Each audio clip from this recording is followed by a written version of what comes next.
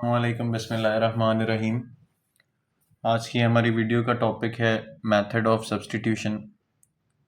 Simultaneous equations के बारे में जब हम पढ़ रहे थे तो साइमल्टेनियस इक्वेशंस को सॉल्व करने के दो तरीके होते हैं। एक का नाम होता है मेथड ऑफ एलिमिनेशन, एक का नाम होता है मेथड ऑफ सब्स्टिट्यूशन। तो साइमल्टेनियस इक्वेशंस ऐसी इक्वेशंस को कहा जाता है जिसमें आपको दो सिंपल इक्वेशंस दी हुई होंगी, उसमें दो ही वेरिएबल होंगे। एक वेरिएबल है एक्स, दूसरा वेरिएबल है वाई। पहली इक्वेशन में भी आपको दो वेरिएबल दिख रहे हैं, दूसरी में भी दो वेरिएबल दिख रहे हैं। तो साइमल्टेनियस इक्वेशन ऐसी इक्वेशन सिंपल इक्वेशंस को कहा जाता है जो आपको दो सिंपल इक्वेशंस गिवन होंगी, उनमें दो ही वेरिएबल होंगे और उन दोनों वेरिएबल्स की आपने वैल्यू फाइंड आउट करनी है। और फाइंड आउट करने के बाद जब आप एक्स की जो भी वैल्यू हो वो एक्स की जगह पुट करें और वाई की जो भी वैल्यू है उसे वाई की जगह पुट करें और जब उसको सॉल्व करें तो ये चीज़ सेटिस्फाई हो जाए तो इट्स मीन वो कौन सी इक्वेशन है, साइमल्टेनियस इक्वेशन है। तो लास्ट हमारी वीडियो में हम लोगों ने ये देखा था कि साइमल्टेनियस इक्वेशन जो है मेथड ऑफ एलिमिनेशन से कैसे सॉल्व की जाती है। आज हम ये देखेंगे कि साइमल्टेनियस इक्वेशंस को मेथड ऑफ सब्स्टिट्यूशन से कैसे सॉल्व किया जाता है। So let's start. ये हमारे पास इक्वेशन नंबर 1 है, ये हमारे पास इक्वेशन नंबर 2 है। सही है। Solve first equation for X in terms of Y. इनमें से कोई भी जो पहले आप फर्स्ट वाली इक्वेशन ले लें आप। सही है। फर्स्ट वाली इक्वेशन को अगर मैं लेता हूं और अब उस इक्वेशन को या तो मैं x के लिए, यहां देखिए मैंने लिखा है solve the first equation. First equation को सॉल्व कर रहा हूं किसके लिए, x के लिए, मतलब x की वैल्यू निकालूंगा और उस वैल्यू के अंदर आपको y भी नजर आ रहा होगा। तो देखें कैसे। ये मैंने पहली इक्वेशन कॉपी कर दी, 5x + 2y = 3। x के लिए सॉल्व कर रहा हूं तो मतलब x को आइसोलेट करना है मुझे, बाकी तमाम चीजें दूसरी साइड पे जाएंगी। तो 5x यहीं रहा, ये प्लस का 2 आया था, इसको वहाँ भेजा, 3 के पास जाके हो गया 3 माइनस का 2 आया। x के लिए सॉल्व कर रहा हूँ तो x को अकेला करना है। ये 5 इससे मल्टीप्लाई था, ये इस तरफ नीचे गया तो वहाँ जाके डिवाइड हो गया, तो 3 - 2y/5। तो ये देखें जी, मैंने फर्स्ट इक्वेशन को x के लिए सॉल्व किया है और जिसके अंदर इन टर्म्स ऑफ y का मतलब है जिसके अंदर आपको क्या नज़र आ रहा है, y भी नज़र आ रहा है। x के लिए ये वैल्यू x के लिए सॉल्व की है ये इक्वेशन, जिसमें y भी आपको नज़र आ रहा है। तो इस चीज़ को हम ऐसे बोलते हैं कि फर्स्ट जो है solve the first equation for x in the terms of y। या फिर अगर अब y के लिए सेट करता तो यहाँ y होता और उसमें क्या नज़र आ रहा होता है, इधर x नज़र आ रहा होता। खैर मैंने x के लिए सॉल्व किया और इसमें y नज़र आ रहा है। इसके बाद इसको नाम दिया मैंने इक्वेशन नंबर 3 का। अब क्या करना है, हमने कौन सी इक्वेशन ली थी, फर्स्ट वाली इक्वेशन ली थी। फर्स्ट वाली इक्वेशन को लेके सॉल्व किया था ना, ये क्या कौन सी इक्वेशन थी, फर्स्ट इक्वेशन थी हमारी। सही है। और यहाँ से x की वैल्यू निकाल ली।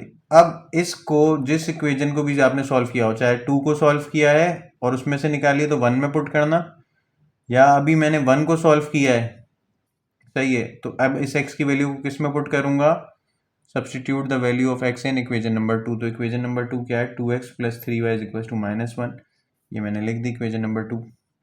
ये 2 एज इट इज, इस x की जगह क्या पुट कर रहा हूँ, ये पूरी वैल्यू प्लस ऐसे ही, ये 3y ऐसे ही =-1।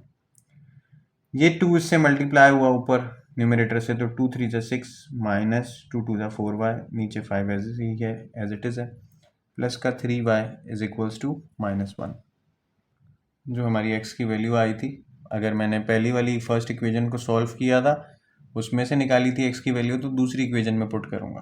अगर दूसरी को सॉल्व करके उसमें से निकाली है x या y की वैल्यू तो पहली में पुट करोगे। मैंने फर्स्ट वाली से निकाली थी x की वैल्यू, तो अब किस में पुट कर रहा हूँ, इक्वेशन नंबर 2। मैंने यहाँ लिख दी इक्वेशन नंबर 2। ये 2 एज इट इज इस x की जगह पे जो वैल्यू हमने निकाली थी वो पुट कर दी है, 3y ऐसे ही है, ये माइनस का 1 ऐसे ही, ये 2 इससे न्यूमरेटर से मल्टीप्लाई हो तो 2 3 = 6 -2 2 = 4y, डिनोमिनेटर में 5 ऐसे ही है, सब चीज़ें ऐसी हैं। इसके बाद कभी भी एक चीज़ फ्रैक्शन में हो, एक चीज़ सिंपल, कोई विदाउट फ्रैक्शन हो, बीच में प्लस या माइनस हो, ठीक है, उसको एलसीएम लेंगे। या फिर दोनों चीज़ें फ्रैक्शन में हो, बीच में प्लस या माइनस हो, जब भी हम एलसीएम लेते हैं तो यहाँ पर तो एक चीज़ फ्रैक्शन में, एक चीज़ ऐसी है, ठीक है। तो इसके नीचे कुछ भी नहीं है तो इसका मतलब है इसके नीचे क्या है, 1 है। 5 और 1 का एलसीएम लिया तो मेरे को 5 आ गया आंसर। उसके बाद इस एलसीएम को, ये जो 5 आया है, इसके डिनोमिनेटर से पहले कंपेयर करूंगा, फिर इसी एलसीएम को इस डिनोमिनेटर से कंपेयर करूंगा। तो देखते हैं कैसे कंपेयर करते हैं। 5 5 के टेबल में 5 के टेबल में कितनी दफ़ा आता है? आपने कहा 1 टाइम आता है। 5 1 5, तो जितनी दफ़ा भी आता है आपने उस नंबर को इससे मल्टीप्लाई करा दिया ऊपर वाली चीज़ से, ठीक है। 5 के टेबल में कितनी दफ़ा आता है? आपने कहा 1 टाइम आता है, तो उस 1 को इससे मल्टीप्लाई करा, जब ये 1 से मल्टीप्लाई हुआ तो 6 - 4 ऐसे ही आ गया।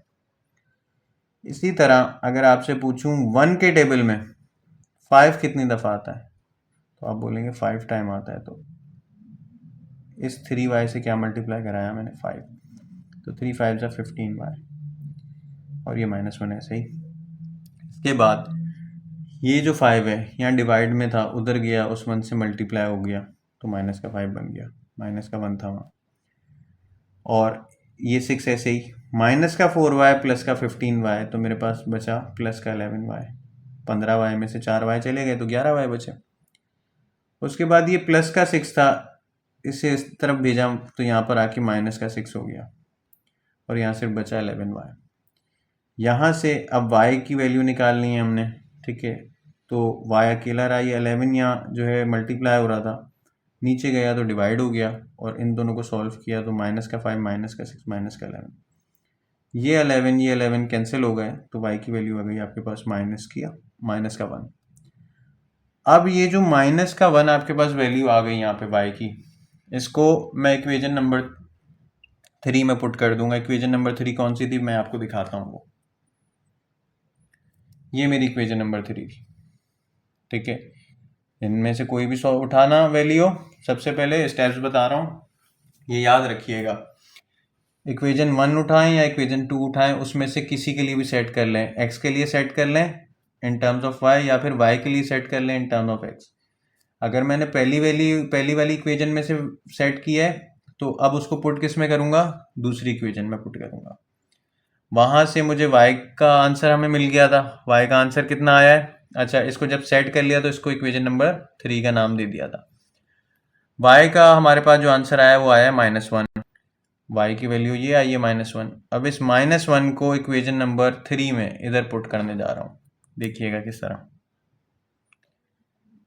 Now put y is equal to -1 in equation number 3। तो इक्वेशन नंबर 3 हमारे पास ये थी, मैंने यहाँ एक दफ़ा कॉपी कर दिया, ठीक है। ये 3 ऐसे ही रहा, ये माइनस ऐसी, ये 2 ऐसी। y की वैल्यू कितनी आई थी? -1, तो ब्रैकेट में मैंने लिख दिया -1।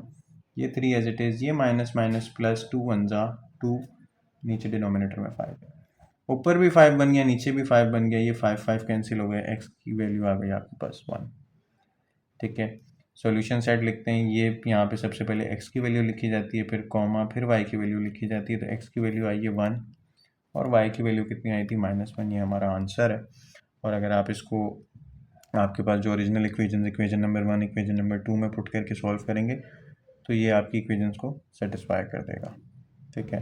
आप मेथड ऑफ एलिमिनेशन से सॉल्व करें, मेथड ऑफ सब्सटीट्यूशन से सॉल्व करें, आंसर सेम आएगा, ठीक है। आई होप कि आपको आज का लेक्चर समझ आया होगा। फिर भी किसी चीज़ में कन्फ्यूजन होती है तो आप कमेंट सेक्शन के अंदर कमेंट करके पूछ सकते हैं। वीडियो अगर अच्छी लगी हो तो प्लीज़ लाइक कर दें और चैनल को सब्सक्राइब कर दें। Thank you so much. अल्लाह हाफिज़।